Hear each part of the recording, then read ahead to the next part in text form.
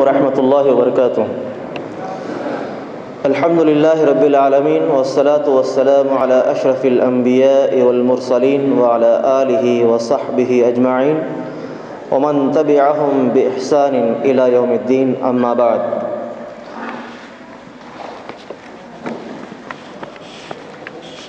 काबिल एहतराम दोस्तों, बुज़ुर्गों और पर्दानशीन माई बहनों,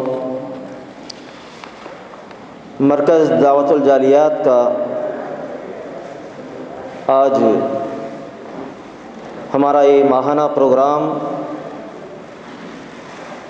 5 मार्च 2015 बरोज़ जुमेरात बाद नमाज इशा मुनाक़िद होने जा रहा है। आज के इस प्रोग्राम की तरतीब इंशाअल्लाहुल अज़ीज़ आपके सामने रखी जाती है। हस्बे मामूल इंशाअल्लाह हमारे इस प्रोग्राम में 2 किताब होंगे। पहला किताब फ़ज़ीलतुश शेख हाफ़िज़ अबू बकर अतीक़ हफ़िज़हुल्लाह तवल्लाह का होगा और उसके बाद दूसरा किताब फ़ज़ीलतुश शेख मौलाना मोहतरम अब्दुल खालिक मदनी हफ़िज़हुल्लाह तवल्लाह इरशाद फरमाएंगे। उसके बाद आपकी सवालात के जवाब मौलाना मोहतरम डॉक्टर हाफिज़ इसहाक़ ज़ाहिद हफ़िज़हुल्लाह तवल्लाह देंगे। इंशाअल्लाह आज के हमारे इस प्रोग्राम का बाकायदा आगाज़ होने जा रहा है। सबसे पहले हमारे इस प्रोग्राम का आगाज़ तिलावत कलाम पाक से होगा। मैं हाफिज़ मोहम्मद शफ़ी को दावत देता हूं कि आप आएँ और क़िराअत कलाम पाक से इस प्रोग्राम का आगाज़ फरमाएँ। अऊज़ु बिल्लाहि मिनश शैतानिर रजीम। बिस्मिल्लाहिर रहमानिर रहीम।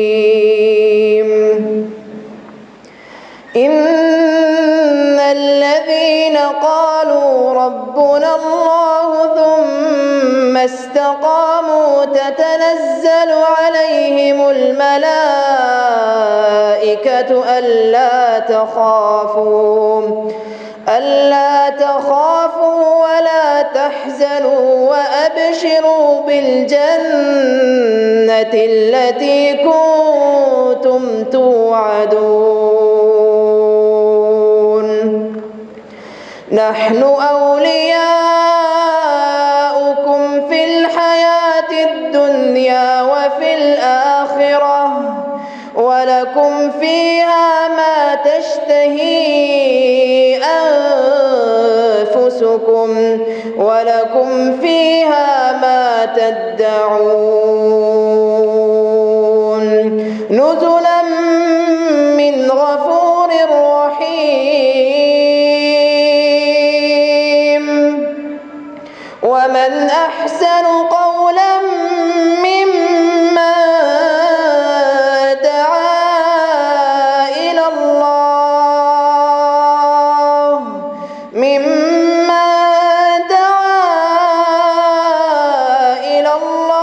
वअमिल सालिहन वक़ाल इन्ननी मिनल मुस्लिमीन।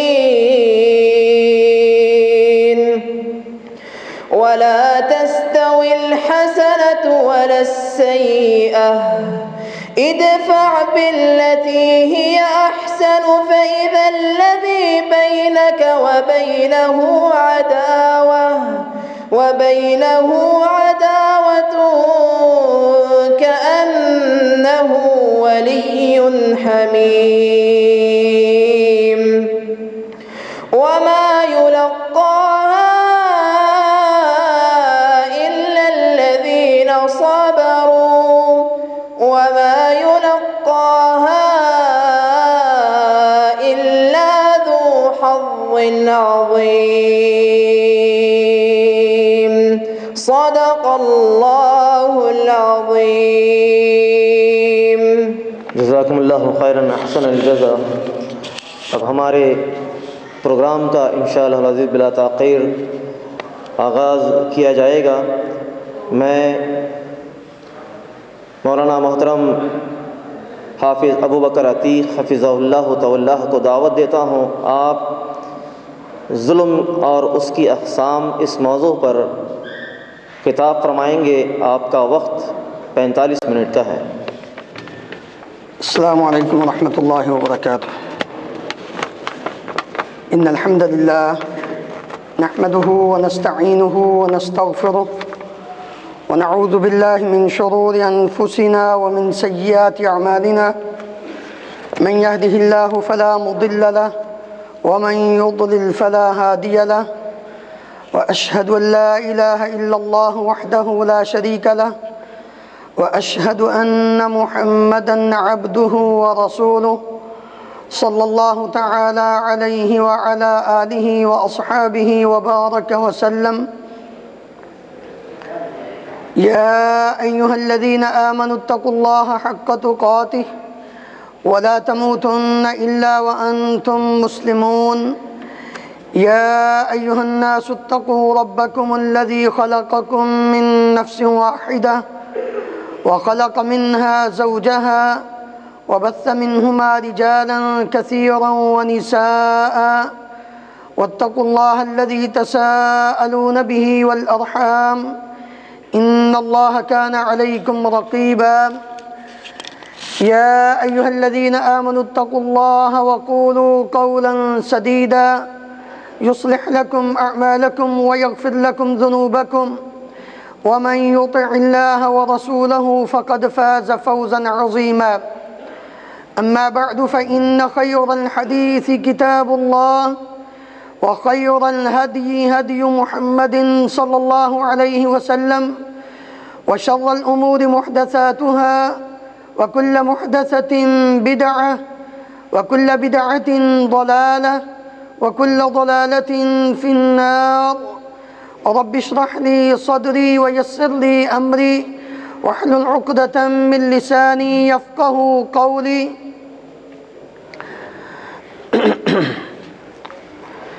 اعوذ باللہ السمیع العلیم من الشیطان الرجیم من ہمزہ ونفخہ ونفثہ ولا تحسبن اللہ غافلا عما يعمل الظالمون انما يؤخرهم ليوم تشخص فيه الابصار مهطعين مقنعي رؤوسهم لا يرتد إليهم طرفهم وأفئدتهم هواء وأنذر الناس يوم يأتيهم العذاب فيقول الذين ظلموا ربنا أخرنا إلى أجل قريب نجب دعوتك ونتبع الرسل أولم تكونوا أقسمتم من قبل ما لكم من زوال وسكنتم في مساكن الذين ظلموا أنفسهم وتبين لكم كيف فعلنا بهم وضربنا لكم الأمثال۔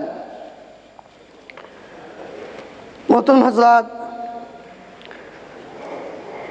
ہر قسم کی حمد و ثنا اللہ رب العالمین کی ذات گرامی کے لیے، انگنت لا تعداد بے شمار درود و سلام اس ہستی مقدس پر جن کا نام نامی اس میں گرامی محمد رسول اللہ صلی اللہ علیہ وآلہ وسلم ہے۔ موضوع کے متعلق آپ نے سماعت فرما لیا ہے، ظلم اور اس کی اقسام۔ ظلم کی اقسام بیان کرنے سے قبل ہم مسئلے کو اس وقت تک کما حقہ بیان نہیں کر سکتے جب تک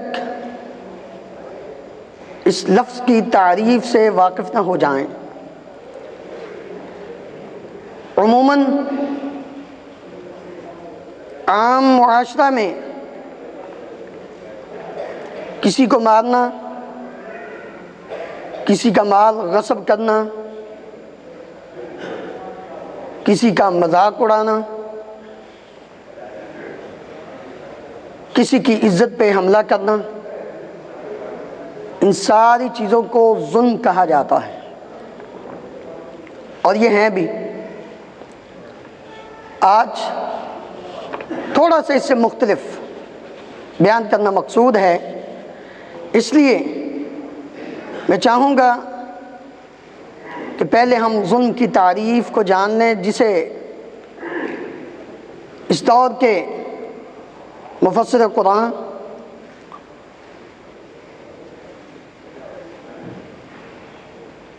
ہمارے عظیم مبلغ اور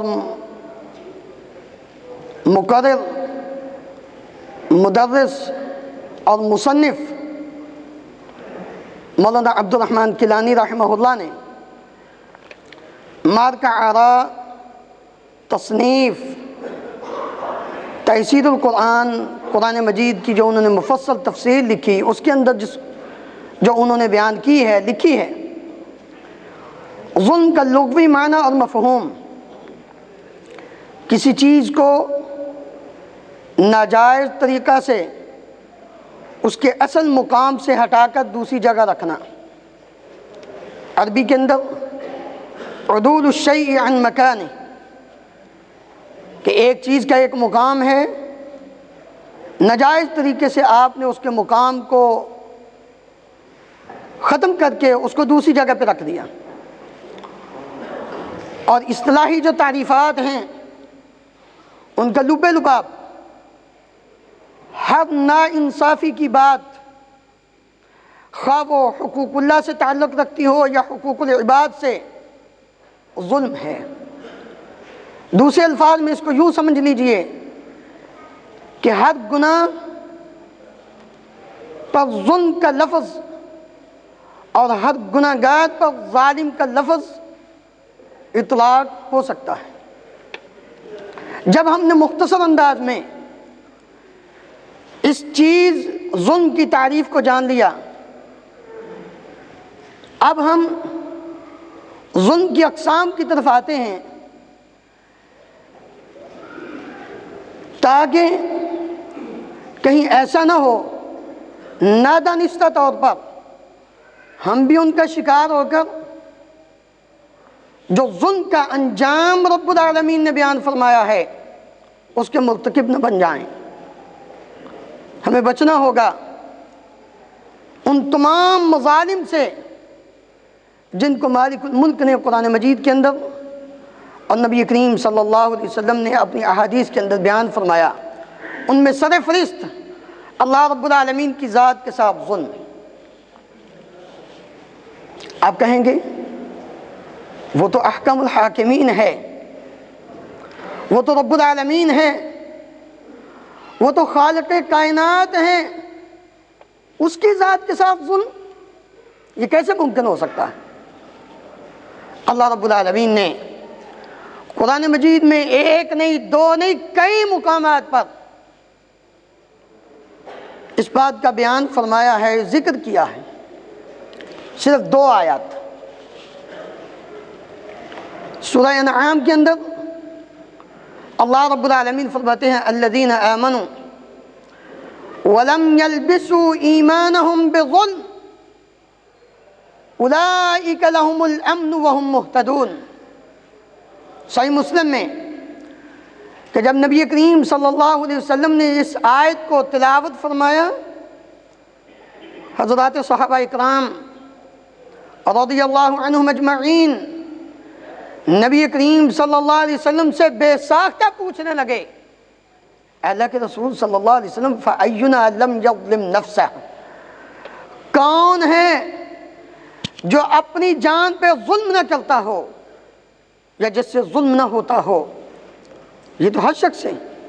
اگر ایمان لانے کے بعد ظلم نہیں کرنا یا انسان ظلم نہیں کر سکتا تو پھر تو یہ بڑا مشکل کام ہے۔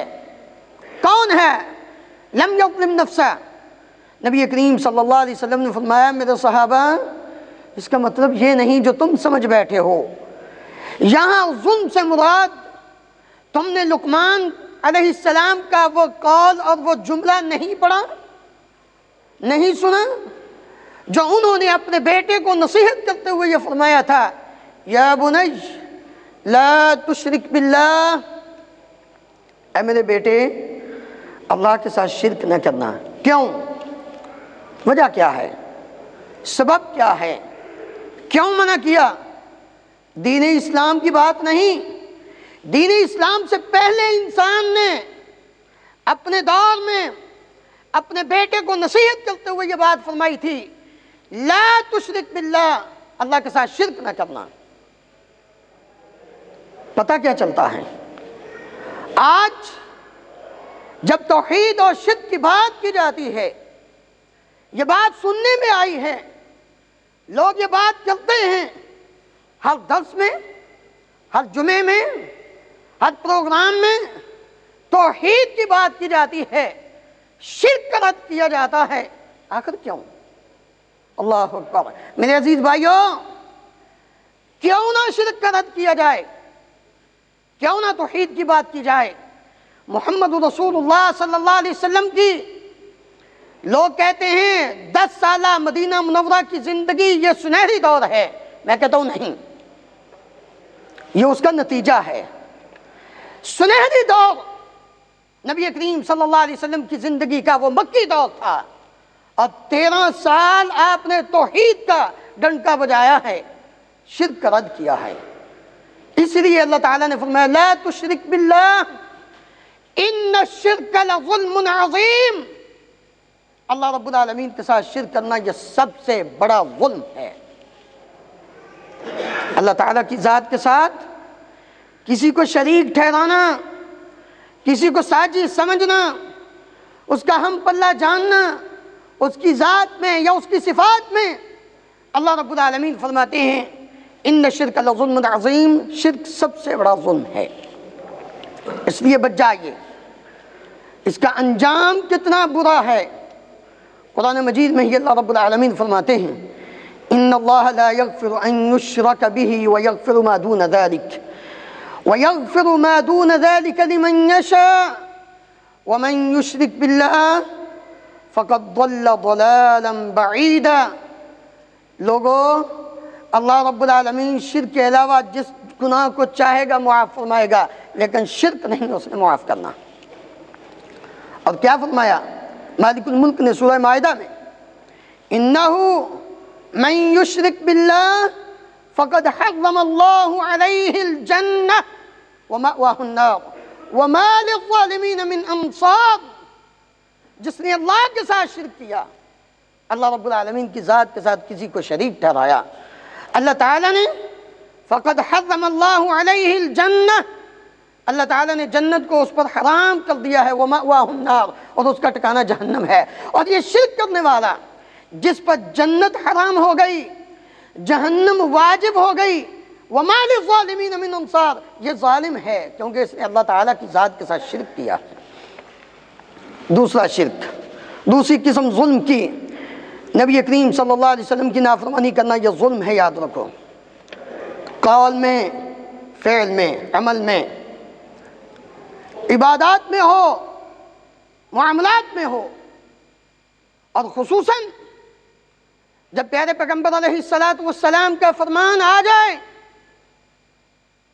آپ صلی اللہ علیہ وسلم کا آرڈر آ جائے، اس کے بعد چاہے کسی امام کی بات کو ترجیح دے انسان، ناراض نہ ہونا، چاہے اپنے نفس کو ترجیح دے، میرا دل نہیں چاہتا، نبی صلی اللہ علیہ وسلم کا فرمان تو ضرور ہے، لیکن چونکہ میری بیگم ناراض ہو جائے گی، میرے رشتہ دار مجھ سے زلاں ہو جائیں گے، میرے دوست احباب مجھے فنڈامنٹلسٹ کہیں گے، میرے دوست، میرے عزیز و اقارب، میرے رشتہ دار مجھے تانا دیں گے، تم پھر پرانے دور میں چلے گئے ہو، لوگ کہاں پہنچ چکے ہیں۔ نہیں میرے عزیز بھائی، جب اللہ کے رسول صلی اللہ علیہ وسلم کا فرمان آ گیا، پیارے پیغمبر علیہ السلام کی سنت آ گئی، آپ کا آرڈر آ گیا، آپ نے قولاً فرما دیا، فعلاً کر کے دکھا دیا، اس وقت پھر اپنی بات نہیں، دل نہیں بھی چاہتا اس کو مان، اس پر عمل کر، خاندان ناراض ہو جائے، کنبہ قبیلہ تجھ سے روٹھ جائے، دوست احباب تجھے باتیں کریں، اولاد تجھے گھر سے نکال دے، کوئی بات نہیں، لیکن کہیں ایسا نہ ہو کہ اللہ کے رسول صلی اللہ علیہ وسلم کی نافرمانی کر کے تم ظالم بن جاؤ اور قیامت کا دن ہو تیرے ہاتھ ہوں، تیرے دانت ہوں اور تم کاٹنا شروع کر دو۔ وَيَوْمَ يَعَضُّ الظَّالِمُ عَلَى يَدَيْهِ يَقُولُ يَا لَيْتَنِي اتَّخَذْتُ مَعَ الرَّسُولِ سَبِيلًا يَا وَيْلَتَى لَيْتَنِي لَمْ أَتَّخِذْ فُلَانًا خَلِيلًا لَقَدْ أَضَلَّنِي عَنِ الذِّكْرِ بَعْدَ إِذْ جَاءَنِي وَكَانَ الشَّيْطَانُ لِلْإِنسَانِ خَذُولًا۔ ظالم اپنے ہاتھ کو اپنے منہ میں ڈال کر کاٹے گا۔ وَيَوْمَ يَعَضُّ الظَّالِمُ عَلَى يَدَيْهِ يَقُولُ يَا لَيْتَنِي اتَّخَذْتُ مَعَ الرَّسُولِ سَبِيلًا، کاش میں نے اللہ کے رسول صلی اللہ علیہ وسلم کی بات کو تسلیم کیا ہوتا۔ اللہ اکبر، کاش ہم بھی سمجھ جائیں، اور جنہوں نے سمجھ لیا، جنہوں نے بات کو جان لیا، پھر انہوں نے سر تسلیم خم کیا۔ مصور کھینچ وہ نقشہ جس میں یہ صفائی ہو، ادھر فرمان نبوی ہو، ادھر گردن جھکائی ہو، پھر اس طرح کی تصویر انسان مسلمان بن کر دکھائے۔ ایک امام صاحب نماز پڑھاتے تھے، اب نماز میں قرآن مجید اللہ رب العالمین نے ان کو یہ دولت نوازی تھی، وہ تلاوت کرتے تھے۔ مقتدی کہنے لگے نہیں نہیں، کیا اتنی لمبی لمبی تم نماز پڑھاتے ہو، چھوٹی صرف ایک آیت پڑھا کرو، سورہ فاتحہ کے بعد صرف ایک آیت پڑھا کرو۔ انہوں نے کہا ٹھیک ہے، آپ کی بات مان لیتا ہوں۔ اللہ تعالیٰ کا فرمان فَقْرَؤُوا مَا تَيَسَّرَ مِنَ الْقُرْآنِ، اور نبی کریم صلی اللہ علیہ وسلم کی سنت کہ آپ 50 سے 100 آیات تک پڑھا کرتے تھے، 60 سے 100 آیات تک پڑھا کرتے تھے۔ آپ کی نماز میں بڑا ٹھہراؤ تھا، ایک ایک آیت کر کے پڑھا کرتے تھے، آپ کا عمل یہ ہے۔ اس نے کہا ٹھیک ہے، میں آپ کی بات مان لیتا ہوں، ایک آیت پڑھوں گا۔ جب سورۃ الفاتحہ کے بعد اس نے پڑھنا شروع کیا، اللہ اکبر، ذرا غور کریں، سورہ احزاب کی آیت پڑھتے ہیں، وَقَالُوا رَبَّنَا إِنَّا أَطَعْنَا سَادَتَنَا وَكُبَرَاءَنَا فَأَضَلُّونَا السَّبِيلَ۔ اللہ اکبر، ایک آیت ہو گئی۔ وہ عربی تھے، جانتے تھے اس کا معنی اور مفہوم، ہماری طرح نہیں، قرآن سے لا تعلقی، قرآن سے اعراض۔ اس پہ بات کرتا ہوں آگے چل کر۔ یہ آیت پڑھی وَقَالُوا رَبَّنَا إِنَّا أَطَعْنَا سَادَتَنَا وَكُبَرَاءَنَا فَأَضَلُّونَا السَّبِيلَ۔ جہنم کے اندر جب جہنمی جائیں گے، وہاں جا کر رب العالمین سے یہ اعلان کریں، عرض کریں گے اللہ إِنَّا أَطَعْنَا سَادَتَنَا، ہم نے اپنے بڑوں کی بات کو مانا تھا، فَأَضَلُّونَا السَّبِيلَ، انہوں نے ہمیں گمراہ کر دیا تھا۔ جب دوسری رکعت میں کھڑے ہوئے سورۃ الفاتحہ کے بعد اگلی آیت رَبَّنَا آتِهِمْ ضِعْفَيْنِ مِنَ الْعَذَابِ وَلْعَنْهُمْ لَعْنًا كَبِيرًا، اللہ ان کو دگنا عذاب دے جن کی ہم نے بات مانی تھی، اور ان پر اپنی بڑی لعنت بھی فرما۔ جب نماز سے فارغ ہوئے نا تو وہ سارے ہی بول پڑے، کہنے لگے مولوی صاحب، حضرت صاحب، پورا قرآن پڑھ دیا کرے لیکن یہ دو آیتیں نہ آپ پڑھا کریں۔ سمجھ آ گئی ان کو کہ ہماری وجہ سے یہ ہمیں کل قیامت کے دن پکڑوائے گا، خود چھوٹ جائے گا، یہ اسی طرح ہوگا۔ اس لیے میرے عزیز بھائیو، اللہ رب العالمین فرماتے ہیں وَيَوْمَ يَعَضُّ الظَّالِمُ عَلَى يَدَيْهِ يَقُولُ يَا لَيْتَنِي اتَّخَذْتُ مَعَ الرَّسُولِ سَبِيلًا۔ بیگم کہتی ہے داڑھی مڈا دے، بیگم کہتی ہے شلوار نیچے رکھ ٹکنوں سے، کیا ہوگا؟ نہیں بھاگتی، بھاگتی نہیں، جو آ گئی ہے وہ بھاگتی نہیں۔ اب اللہ کے رسول کی مان لے، اللہ کے رسول صلی اللہ علیہ وسلم کی تعلیمات پر عمل کر لے، نماز اس طرح پڑھ جس طرح اللہ کے رسول نے پڑھی ہے صلی اللہ علیہ وسلم۔ کوئی نہیں تجھے نکالنے لگا مسجد سے، وہ دور گئے جب لوگ کہتے تھے مسجد کو دھونا چاہیے، اب نہیں، ڈٹ جا، اپنی آخرت کو بہتر کر لے، ظلم نہ کر اللہ کے رسول صلی اللہ علیہ وسلم کی نافرمانی کر کے، ورنہ کل قیامت کے دن تو اپنے ہاتھوں کو کاٹے گا۔ میں اپنی بات نہیں کر رہا، اللہ کا قرآن ہے، وَيَوْمَ يَعَضُّ الظَّالِمُ عَلَى يَدَيْهِ يَقُولُ يَا لَيْتَنِي اتَّخَذْتُ مَعَ الرَّسُولِ سَبِيلًا یا وَيْلَتَىٰ لَيْتَنِی لَمْ أَتَّخِذْ فُلَانًا خَلِیلًا، کاش میں نے فلاں کو اپنا رہبر و رہنما پیشوا نہ مانا ہوتا۔ کیوں؟ لَقَدْ أَضَلَّنِی عَنِ الذِّکْرِ بَعْدَ إِذْ جَاءَنِی وَكَانَ الشَّیْطَانُ لِلْإِنسَانِ خَذُولًا۔ یاد رکھ، یہ جتنے بھی پگ ڈنڈیاں ہیں اللہ کے رسول صلی اللہ علیہ وسلم کے علاوہ جن کے پیچھے تم چلتے ہو، سارے کے سارے تجھے گمراہ کر دیں گے۔ اگر کتاب و سنت کی دعوت نہیں ہے، اللہ کے رسول صلی اللہ علیہ وسلم کی تعلیمات نہیں ہیں، تو گمراہی ہے۔ آگے چلیے، تیسری بات جو ظلم کے زمرے میں آتی ہے اور جس سے آج کا مسلمان بہت اس کے اندر گر چکا ہے، اور سمجھتا ہے کہ میں سب سے اچھا انسان ہوں۔ نہ میرے عزیز بھائی، اللہ اکبر، عبداللہ عمر بن خطاب رضی اللہ عنہ فرماتے ہیں، نبی کریم صلی اللہ علیہ وسلم نے فرمایا، ان اللہ یرفع بہذا الکتاب اقواما ویضع به آخرین۔ یہ قرآن مجید ایسی مقدس کتاب ہے جس نے اس کو اپنے سینے کے ساتھ لگایا، اس کی تلاوت کی، اس کے مطابق عمل کر کے زندگی بسر کی، اللہ نے دنیا اور آخرت کی عزتیں اس کو عطا فرما دی۔ دنیا میں دیکھ لو، 10 سال کا بچہ ہوتا ہے قرآن مجید کا حافظ، پیچھے بڑے بڑے لیندار چودھری کھڑے ہوتے ہیں، کھڑا رکھے نا، 2 سپارے پڑ جائے، کسی کی جرت نہیں کہ وہ رکوع میں پہلے چلا جائے۔ کون سی چیز ہے، کون سا وہ مقام ہے، کون سا وہ گوہر نایاب ہے جس نے اس معصوم نابالغ بچے کو 10-11 سال کی عمر میں اتنا اونچا مقام عطا فرما دیا کہ یہ مصلی امامت پہ کھڑا ہے، باقی سارے پیچھے کھڑے ہیں۔ کبھی ہم نے غور کیا؟ لیکن جس نے اس سے اعراض کیا، اللہ رب العالمین فرماتے ہیں یہ ظالم ہے۔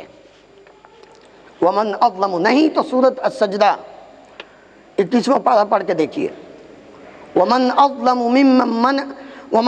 ممن ذکر بآیات ربہ ثم اعرض عنها انا من المجرمین منتقمون۔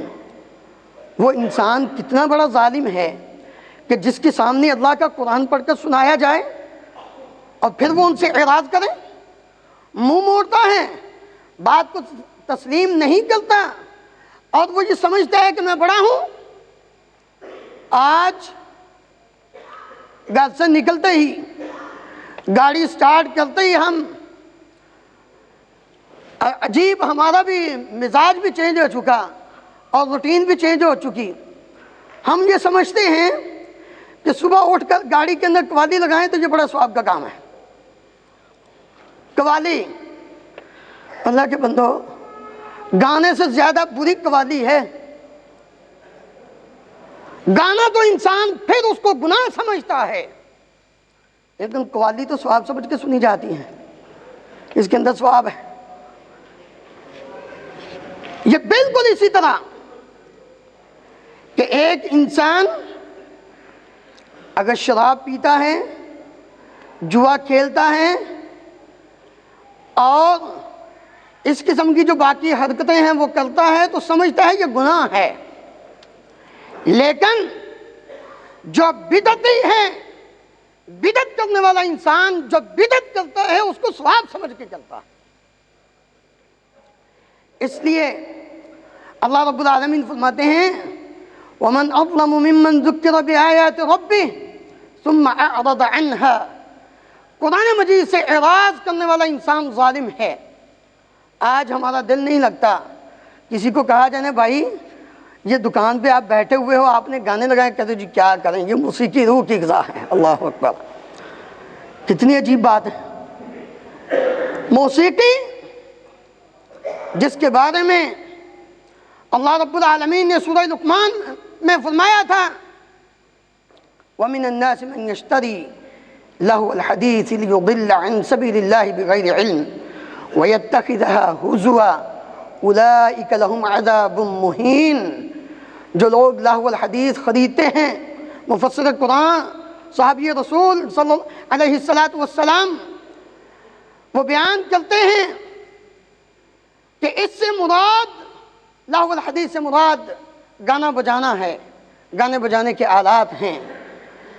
ہم قرآن مجید جو روح کی غذا تھی، روح بھی آسمان سے آئی، قرآن مجید بھی آسمان سے آیا، اس لیے روح کی غذا وہ قرآن مجید تو ہو سکتی ہے، وہ قوالی گانا نہیں ہو سکتی۔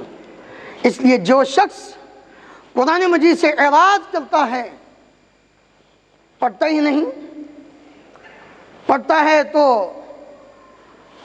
کسی خاص مناسبت سے، یا اس کو ریشمی غلاف میں بند کر کے رکھا ہوا ہے، کبھی قسم اٹھانے کی باری آئے گی۔ یاد رکھ، اگر تو نے دنیا میں قرآن مجید کے ساتھ اپنا تعلق قائم نہ کیا، جہاں اوروں کی گواہی اوروں کے خلاف دوسرے لوگ دیں گے، وہاں تیرے خلاف اللہ کے رسول صلی اللہ علیہ وسلم گواہی دیں گے۔ وقال الرسول یا ربی ان قومی، قوم سے مراد آپ کی امت ہے، قیامت تک کے آنے والے مسلمان ہیں۔ وقال الرسول یا ربی ان قومی اتخذوا هذا القرآن مہجورا، اے میرے اللہ کے رسول صلی اللہ علیہ وسلم تیرے خلاف گواہی دیں گے۔ قرآن مجید سے منہ موڑنے والے، اپنی جان پہ ظلم کرنے والے، قرآن مجید سے دور بھاگنے والے اور اس کے ساتھ پیار نہ کرنے والے، اس کی تلاوت سے، اس کے مطلب اور مفہوم کو سمجھنے سے، اس پر عمل کرنے سے روح گردانی اختیار کرنے والے، یاد رکھ کل قیامت کا دن ہوگا، رب العالمین کے دربار میں اللہ کے رسول صلی اللہ علیہ وسلم فرمائیں گے ان قوم اتخذوا هذا القرآن مہجورا۔ کیا جواب دو گے؟ آئیے اس کے ساتھ جڑ جائیے،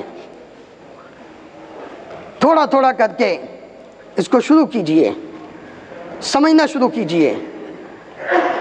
اللہ رب العالمین وہ دن دور نہیں جب ہم اپنے دل میں قرآن مجید کی محبت کو سمو کر اس کو پڑھنا شروع کر دیں۔ ایک دن آئے گا اگر روزانہ کی 1-2 آیتیں تو یاد کرنا شروع کر دیں، پورا قرآن مجید حفظ کر لے گا۔ اور یہ بات بھی یاد رکھ، میں اس کو نہیں مانتا، لوگ مانے میں نہیں مانتا، کہتے جی اب تو میں 60 سال کا ہو گیا ہوں، زبان موٹی ہو گئی ہے لہذا اب قرآن مجید نہیں پڑھا جاتا۔ غلط بات ہے۔ پریکٹیکل میری آنکھوں کے سامنے جب ہوا ہے، آدمی کی آنکھیں بھی جاتی رہیں، جسم میں کمزوری ہے، ڈنڈے کے ساتھ چلتا ہے، لیکن روزانہ ایک آیت نہیں، ایک حرف، وَإِذْ قَالَ رَبُّكَ، اتنا کتنا ہے، وَإِذْ قَالَ رَبُّكَ۔ وہ سبق لیتا ہے اپنی مسجد کے امام سے، مولوی صاحب سے، مولوی جی مجھے سبق دو۔ ایک لفظ لے کر، ایک حرف لے کر اس نے سورہ ملک یاد کر لی، سورہ یاسین اس نے یاد کر لی، سورۃ واقعہ اس نے یاد کر لی، 30واں پارہ پورا اس نے یاد کر لیا، پہلا پارہ کتنا اس نے یاد کر لیا۔ یہ سب کچھ ایک 2 حرف۔ تیرے پاس تو اللہ تعالیٰ نے بڑی سہولتیں دی ہیں، تیرے پاس تو اب نیٹ، موبائل، ہر قسم کی سہولت موجود ہے، پھر تو سن بھی سکتا ہے، جس قاری کی طرز میں سننا چاہے، آواز میں سننا چاہے اس میں سن سکتا ہے، پھر بھی تو اس کو نہ پڑھے تو تیری بدقسمتی، اور کیا کہوں۔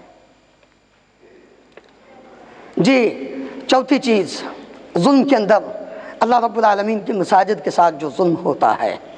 آئیے قرآن مجید، جتنی باتیں ہیں کوشش کروں گا کہ قرآن مجید سے ہی آپ کے سامنے رکھتا چلا جاؤں۔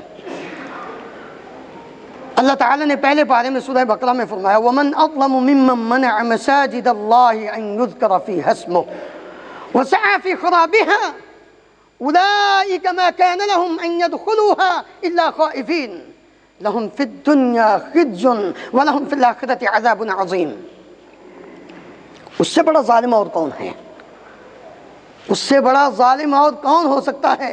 مِمَّنْ مَنَعَ مَسَاجِدَ اللَّهِ، اللہ اکبر۔ اللہ تعالیٰ کے عرش کا سایہ چاہیے بھئی اللہ کے عرش کا سایہ نہیں چاہیے؟ سب کو چاہیے نا؟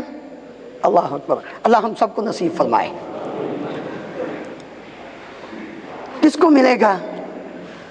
7 قسم کے لوگوں کو، سب کو نہیں بیان کرنا کیونکہ ٹائم نہیں۔ 7 قسم کے لوگوں کو عرش کا سایہ نصیب ہونا ہے، جس کو نبی کریم صلی اللہ علیہ وسلم نے اپنی صحیح حدیث میں بیان فرمایا۔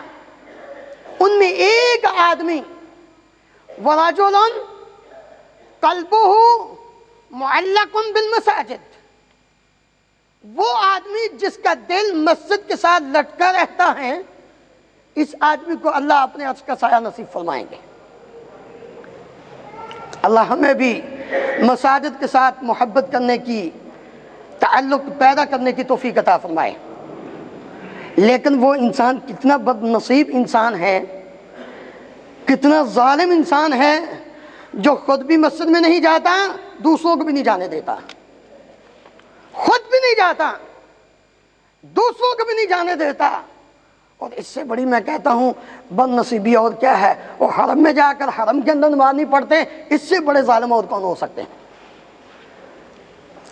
اللہ تعالیٰ فرماتے ہیں ان سے بڑا ظالم جو مسجد سے روکتا ہے کہ اللہ کا ذکر کیا جائے، اس مسجد کو آباد کیا جائے۔ مسجد کی بربادی تو چاہتے ہیں، خرابی تو چاہتے ہیں، مسجد کی آبادی نہیں چاہتے۔ اور یاد رکھیں اللہ تعالیٰ نے قرآن مجید میں 2 آیتیں نازل فرمائی ہیں، ایک میں مسجد کو آباد کرنے والوں کی صفات، اور ایک میں مسجد کو برباد کرنے والوں کی صفات۔ اب انسان خود سوچ لے کہ اس کا وہ کس کیٹیگری میں ہے۔ مَا كَانَ لِلْمُشْرِكِينَ أَن يَعْمُرُوا مَسَاجِدَ اللَّهِ شَاهِدِينَ عَلَىٰ أَنفُسِهِمْ بِالْكُفْرِ، مشرک آدمی جو اللہ رب العالمین کے ساتھ شرک کرتا ہے، وہ کبھی بھی مسجد کو آباد نہیں کر سکتا۔ مسجد کے اندر بیٹھ کر مسلمانوں کے خلاف تخریب کاری تو سوچے گا، مسجد کی آبادی کا نہیں سوچے گا۔ اور دوسری آیت کے اندر انما یعمر مساجد اللہ من آمن باللہ والیوم الآخر وأقام الصلاة وآتى الزكاة ولم يخش إلا الله فعسى أولئك أن يكونوا من المهتدين۔ مسجد کو آباد مومن کرتے ہیں، موحد کرتے ہیں، مشرک مسجد کو آباد نہیں کرتے۔ اس لیے کوشش کیجئے یہاں بھی اپنے ملکوں میں بھی مسجد کو آباد کریں، مسجد کے ساتھ تعلق قائم کریں۔ جتنا مسجد کے ساتھ تعلق قائم کریں گے، محبت کریں گے، اس بات کی فکر میں رہیں گے کہ کب اذان ہو، نماز کا وقت ہو، میں مسجد میں جاؤں، مسجد میں جا کر مسجد کی دیکھ بھال، کون سی چیز مسجد کی ضرورت ہے اس کو مہیا کیا جائے، یہ مسجد کی آباد کاری ہے۔ لیکن اس کے علاوہ انسان کو سوچنا چاہیے، اگر وہ خوش دلی سے نہیں بلکہ دوسروں کو بھی، اچھا یار چلے جائیں گے، ابھی تو اذان ہوئی ہے، 20 منٹ باقی ہیں، اچھا چلو آخری رکعت میں بھی مل گئے، جماعت کا ثواب تو مل ہی جائے گا۔ ایسی نہیں، پہلے جائیے، پہلے جا کر سنتیں ادا کیجئے، قرآن مجید کی تلاوت کیجئے، دعا کیجئے۔ اگر نہیں اور دوسروں کو بھی روکتے ہو تو سمجھ لو کہ یہ بہت بڑا ظلم ہے۔ اس کے بعد شیطان کو اپنا دوست بنانا، شیطان کو اپنا دوست بنانا یہ بھی ظلم ہے۔ دوست کس کو بنانا چاہیے؟ اللہ رب العالمین کو۔ اللہ ولی الذین آمنوا، اگر مومن ہیں تو پھر اللہ دوست ہے، شیطان نہیں۔ وَإِذْ قُلْنَا لِلْمَلَائِكَةِ اسْجُدُوا لِآدَمَ فَسَجَدُوا إِلَّا إِبْلِيسَ كَانَ مِنَ الْجِنِّ فَفَسَقَ عَنْ أَمْرِ رَبِّهِ أَفَتَتَّخِذُونَهُ وَذُرِّيَّتَهُ أَوْلِيَاءَ مِن دُونِي وَهُمْ لَكُمْ عَدُوٌّ بِئْسَ لِلظَّالِمِينَ بَدَلًا۔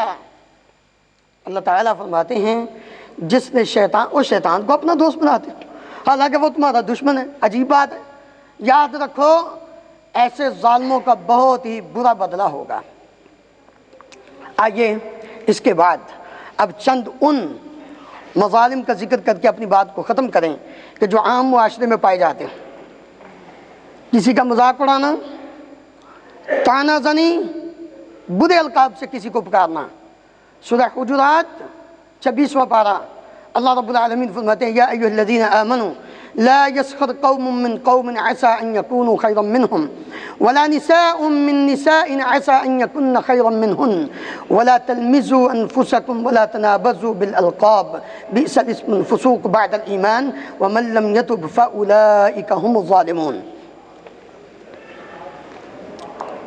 لوگو، ایمان والو، کوئی قوم کسی دوسرے کا مذاق نہ اڑائے۔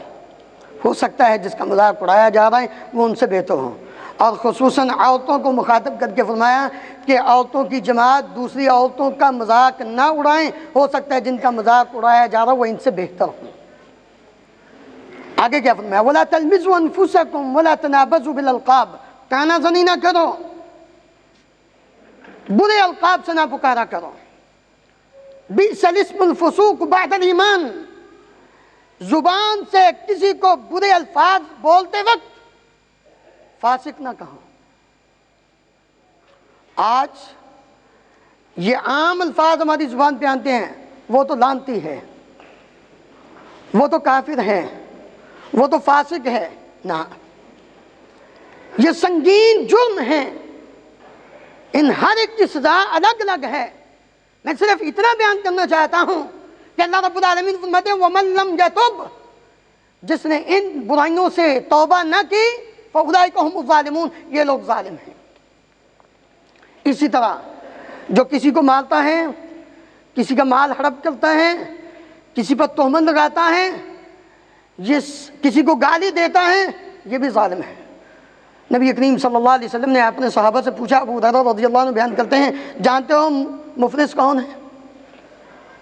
یہ عام معاشرتی ظلم، جانتے ہو ظلم مفلس کون ہے؟ صحابہ نے عرض کیا یا رسول اللہ جس کے پاس نہ دینار ہو نہ درہم ہو۔ آپ نے فرمایا نہیں، میری امت کا مفلس وہ ہے جو قیامت کے دن آئے گا، اس کے بعد نمازیں بھی ہوں گی، روزے بھی ہوں گے، زکوٰۃ صدقہ خیرات بھی ہوگا، لیکن وَقَدْ شَتَمَ هَذَا وَضَرَبَ هَذَا وَأَكَلَ مَالَ هَذَا وَقَذَفَ هَذَا فَيُعْطَى هَذَا مِنْ حَسَنَاتِهِ وَهَذَا مِنْ حَسَنَاتِهِ۔ یہ ساری نیکیاں لینے کے بعد، نیکیوں کے پہاڑ لے کر آنے کے بعد اس نے اس کو گالی دی، اس کو مارا، اس کا مال کھایا، اس پر تہمت لگائی، اب قیامت کا دن ہوگا، یہ سارے مظلوم رب العالمین کے دربار میں کھڑے ہیں، اللہ یہ بڑا نمازی ہے، بڑا روزے دار ہے، بڑا صدقہ خیرات کرنے اور سخی ہے، لیکن ہم مظلوم ہیں، ہمیں انصاف چاہیے۔ کیا چاہیے؟ اس نے مجھے گالی دی تھی، آج اپنے گریبان میں جھانک کر دیکھیں۔ بات ہم بعد میں کرتے ہیں، گالی پہلے نکالتے ہیں۔ ہماری اس وقت تک روٹی ہضم نہیں ہوتی جب تک ایک بات کے ساتھ دو چار گالیاں نہ نکال لیں۔ عام عادت بن چکی ہے، گالی کو ہم ثواب سمجھ بیٹھے کہ جیسے یہ بڑا تیر مار لیا ہم نے، مار کا مار لیا ہم نے۔ جس کو گالی دی قیامت کا دن ہوگا، آئے گا رب العالمین کے دربار میں، اللہ اس نے مجھے گالی دی تھی، پھر اس کی نمازیں لے کر اس کو دی جائیں گی۔ ذرا تصور کر، جہاں ایک نیکی کے لیے فَإِذَا جَاءَتِ الصَّاخَّةُ يَوْمَ يَفِرُّ الْمَرْءُ مِنْ أَخِيهِ وَأُمِّهِ وَأَبِيهِ وَصَاحِبَتِهِ وَبَنِيهِ لِكُلِّ امْرِئٍ مِّنْهُمْ يَوْمَئِذٍ شَأْنٌ يُغْنِيهِ، ہر ایک دوسرے سے بھاگے گا۔ ایک نیکی خاوند بیوی، بیوی خاوند سے، بیٹا ماں سے، ماں بیٹے سے کوئی نہیں دے گا، وہ کہیں گے ہمیں بھی ضرورت ہے۔ اب تیری نمازیں جس کو تو نے گالیاں دی اس کو دی جا رہی، تو نے ناجائز مال کھایا تھا، تیرے روزے اس کو دیے جائیں گے، تو نے اس کو مارا تھا کمزور سمجھ کر، تیرا صدقہ خیرات اس کو دیا جائے گا۔ ابھی لینے والے باقی ہیں، تیری نیکیاں ختم ہو چکی ہیں۔ نبی کریم صلی اللہ علیہ وسلم فرماتے ہیں پھر اس وقت جو باقی مظلوم ہوں گے ان کے وہ لے کر گناہ اتنے اس کے سر پر رکھ کر ثم طرح فی النار، اس کو جہنم رسید کیا جائے گا۔ اللہ ہم سب کو محفوظ فرمائے۔ میرے عزیز بھائیوں، اس لیے ہم سب کو ان جتنے بھی مظالم کی اقسام، مظالم بیان کیے ہیں، ظلم کی اقسام بیان کیے ہیں، اللہ ان سب سے بچنے کی توفیق عطا فرمائے۔ بالکل مختصر، ٹائم ختم ہو گیا۔ ظلم کی سنگینی اور اس کا انجام کیا ہے؟ ایک تو وہ آیت جو آپ نے ابتدا میں سنی ہے، اللہ رب العالمین فرماتے ہیں وَلَا تَحْسَبَنَّ اللَّهَ غَافِلًا عَمَّا يَعْمَلُ الظَّالِمُونَ إِنَّمَا يُؤَخِّرُهُمْ لِيَوْمٍ تَشْخَصُ فِيهِ الْأَبْصَارُ۔ ظالم یہ نہ سمجھے کہ شاید رب العالمین کو پتہ نہیں، وہ تو صرف مہلت دے رہا ہے۔ تم یہ سمجھتے تھے کہ شاید اقسمتم من قبل ما لکم من زوال، تم یہ سارے ظلم اس لیے کرتے تھے، تم سمجھتے تھے کہ شاید ہم نے کون سا یہاں سے جانا ہے، ہمیں تو دوام ہے۔ وَسَكَنْتُمْ فی مساکن الذین ظلموا انفسهم وتبین لکم کیف فعلنا بہم وضربنا لکم الامثال. حالانکہ تم آپ نے پہلے ظالموں کے گھروں میں ہی رہ رہے تھے، تمہیں پتہ ہونا چاہیے کہ ان کے ساتھ ہم نے کیا کیا تھا، ان کا انجام کیا ہوا تھا، ان سے عبرت حاصل کرنی تھی. تم نے دیکھا نہیں کہ نوح علیہ السلام کی قوم جب ظالم ہوئی تو ان کے ساتھ کیا سلوک ہوا، قوم ہود کے ساتھ کیا ہوا، ہود علیہ السلام کی قوم کے ساتھ، قوم سمود کے ساتھ کیا ہوا، صالح علیہ السلام کی قوم، شعیب علیہ السلام کی قوم، لوط علیہ السلام کی قوم. یہ سارے انبیاء کی جو قومیں تھی یہ ظالم تھی.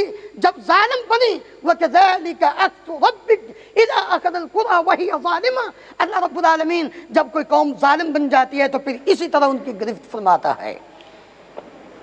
نبی صلی اللہ علیہ وسلم نے فرمایا اتقوا الظلم فإن الظلم ظلمات یوم القیامہ. ظلم سے بچ جاؤ. دنیا میں یہ کمکمے لگا کر تم روشنی حاصل کر لو گے، لیکن قیامت کے دن روشنی نہیں ملے گی اگر دنیا میں ظلم کیا، کیونکہ ظلم کل قیامت کے دن اندھیرے ہی اندھیرے ہوں گے. وہاں روشنی ایمان کی روشنی ملے گی، ظلم ایمان کو ختم کر دیتا ہے. اس لیے نبی کریم صلی اللہ علیہ وسلم نے فرمایا، ام المومنین سیدہ عائشہ رضی اللہ عنہ بیان کرتی ہیں، من ظلم قید شبر من الارض طوفق من 7 ارضین. جو انسان ایک برشت کسی کی زمین، کسی کی جگہ ظلمن اس پہ قبضہ کر لیتا ہے، قیامت کے دن 7 زمینوں کا طوق اس کے گلے میں ڈالا جائے گا. معاذ بن جبل رضی اللہ عنہ بیان کرتے ہیں، مجھے نبی کریم صلی اللہ علیہ وسلم نے جب یمن کی طرف بھیجا، جو آخری نصیحت کی وہ کیا تھی؟ وَاتَّقِ دعوت المظلوم فَإِنَّهُ لَيْسَ بَيْنَهَا وَبَيْنَ اللَّهِ حِجَابٌ. مظلوم کی بد دعا سے بچ جاؤ. مظلوم کی بد دعا اور اللہ تعالیٰ کے درمیان کوئی پردہ نہیں ہے، ڈائریکٹ پہنچتی ہے، اس لیے دنیا میں بھی پکڑ آ سکتی ہے. آخری بار نبی کریم صلی اللہ علیہ وسلم نے فرمایا، ابو امامہ رضی اللہ عنہ بیان کرتے ہیں کہ آپ نے فرمایا کہ جس شخص نے کسی مسلمان کا تھوڑا سا حق بھی غصب کیا ناجائز طریقے سے، فقد اوجب اللہ لہ النار وحرم علیہ الجنہ. اللہ رب العالمین نے اس پر جہنم کو واجب کر دیا، جنت کو حرام کر دیا. ایک آدمی پوچھنے لگا، سوال کرنے لگا، اللہ کے رسول وَإِن كَانَ شَيْئًا يَسِيرًا، کیا تھوڑی سی چیز بھی، تھوڑی سی چیز کی مثال نبی صلی اللہ علیہ وسلم نے دے کر فرمایا، فقال وَإِن كَانَ قَضِيبًا مِّنْ عَرَاقٍ. صحیح مسلم کی حدیث، پیلوں کے درخت کی ایک شاخ بھی اگر کسی نے ظلمن کسی سے چھینی ہے، اللہ رب العالمین اس بندے کو بھی جنت سے محروم کر کے جہنم اس پر واجب کر دیں گے. اس قدر ظلم سنگین جرم ہے. وہ اللہ تعالیٰ کے ساتھ ہو، شرک کی صورت میں، نبی کریم صلی اللہ علیہ وسلم کی نافرمانی کی صورت میں، قرآن مجید سے اعراض کرنے کی صورت میں، مسجدوں کو بے آباد کرنے کی صورت میں، وہ مذاق کرنے کی صورت میں، کسی پر تانا زنی یا اسی طرح کسی کا برا نام لے کر، کسی پر تہمت لگا کے، مال ہڑپ کر کے ناجائز طریقے سے گالی دے کر مال کا، اور اس طرح کی باقی جتنی بھی صورتیں ہیں، کوئی بھی انسان کرتا ہے اس کو سوچ لینا چاہیے کہ ظلم سب سے بڑا گناہ اور قیامت کے دن اندھیرے ہیں. اللہ رب العالمین ہمیں ان سب سے بچ کر نور ایمان کی روشنی میں زندگی بسر کرنے کی توفیق عطا فرمائے. اقول قولی ھذا استغفر اللہ لی ولکم ولسائر المسلمین فاستغفروہ انہ هو الغفور الرحیم. ويوم يعض الظالم على يديه يقول يا ليتني اتخذت مع الرسول سبيلا يا ويلتى ليتني لم أتخذ فلانا خليلا لقد أضلني عن الذكر بعد إذ جاءني وكان الشيطان للإنسان خذولا. محترم حضرات، آپ ظلم اور اس کے اقسام سماعت فرما رہے تھے. قرآن اور حدیث کی روشنی میں بندوں کو ان کا حق نہ دیا جانا یہ بندوں کے ساتھ ظلم ہوتا ہے. مساجد کو ویران کر دینا، نمازیں ادا کرنے کے لیے مساجد کی طرف نہ جانا، یہ مساجد کے ساتھ ظلم ہوتا ہے. اللہ کے رسول صلی اللہ علیہ وسلم کی اطاعت اور آپ کی اتباع نہ کرنا یہ رسول کے ساتھ ظلم ہوتا ہے. اللہ تبارک و تعالیٰ کے بندہ ہو کر اس زمین پر اللہ تبارک و تعالیٰ کی نعمتوں کو حاصل کر کے اس کا دیا ہوا کھاتے ہوئے، اس کا دیا ہوا پیتے ہوئے، اس کا دیا ہوا پہنتے ہوئے اس کی بندگی نہ کرنا، یہ اللہ کے ساتھ ظلم ہوتا ہے۔ اس کے ساتھ شرک کرنا یہ اللہ کے ساتھ ظلم ہوتا ہے۔ مولانا محترم حافظ ابو بکر عتیق حفظہ اللہ تعالی ظلم اور اس کے تمام اقسام کو نہایت ہی مدلل انداز میں آپ کے سامنے بیان فرما رہے تھے۔